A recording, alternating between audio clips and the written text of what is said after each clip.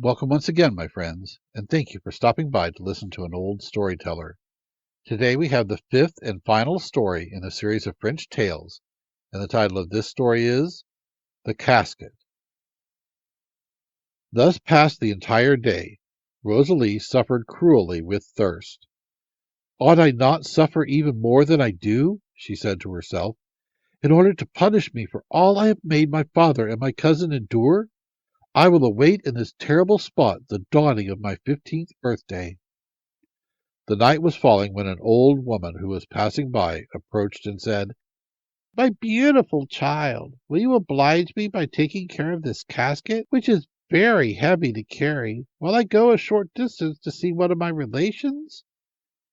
"Willingly, madam," replied Rosalie, who was very obliging. The old woman placed the casket in her hand, saying, "My thanks, my beautiful child. I shall not be absent long, but I entreat you not to look in this casket, for it contains things such as you have never seen, and as you will never have an opportunity to see again. Do not handle it rudely, for it is of very fragile ware, and would be very easily broken, and then you would see what it contains, and no one ought to see what is there concealed." The old woman went off after saying this. Rosalie placed the casket near her and reflected on all the events which had just passed. It was now night, and the old woman did not return. Rosalie now threw her eyes on the casket and saw with surprise that it illuminated the ground all around her. "What can there be in this casket which is so brilliant?" said she. She turned it round and round and regarded it from every side, but nothing could explain this extraordinary light, and she placed it carefully upon the ground, saying, "Of what importance is it to me what this casket contains?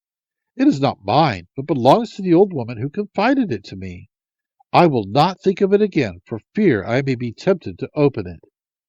In fact, she no longer looked at it and endeavored not to think of it. She now closed her eyes, resolving to wait patiently till the dawn. "In the morning I shall be 15 years of age. I shall see my father in gracious, and will have nothing more to fear from the wicked fairy." "Rosalie, Rosalie," said suddenly the small voice of the mouse, "I am near you once more. I am no longer your enemy, and to prove that I am not, if you wish it, I will show you what this casket contains." Rosalie did not reply. "Rosalie, do you not hear what I propose? I am your friend. Believe me." No reply. Then the little gray mouse, having no time to lose, sprang upon the casket and began to gnaw the lid. "Monster!" cried Rosalie, seizing the casket and pressing it against her bosom. "If you touch this casket again, I will wring your neck." The mouse cast a diabolical glance upon Rosalie, but it dared not brave her anger. While it was meditating some other means of exciting the curiosity of Rosalie, a clock struck 12. At the same moment the mouse uttered a cry of rage and disappointment and said to Rosalie, "Rosalie, the hour of your birth has just sounded. You are now 15. You have nothing more to fear from me. You are now beyond my power and my temptations, as are also your odious father and hated prince.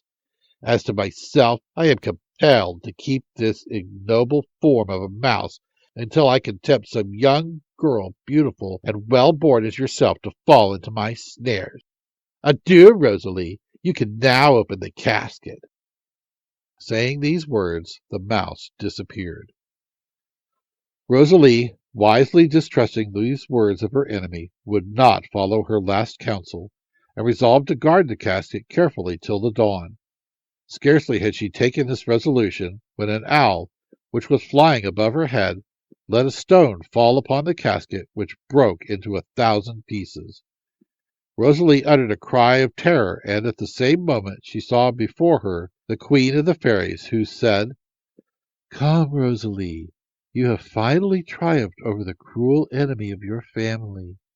I will now restore you to your father, but first you must eat and drink, as you are much exhausted." The fairy now presented her with a rare fruit, of which a single mouthful satisfied both hunger and thirst.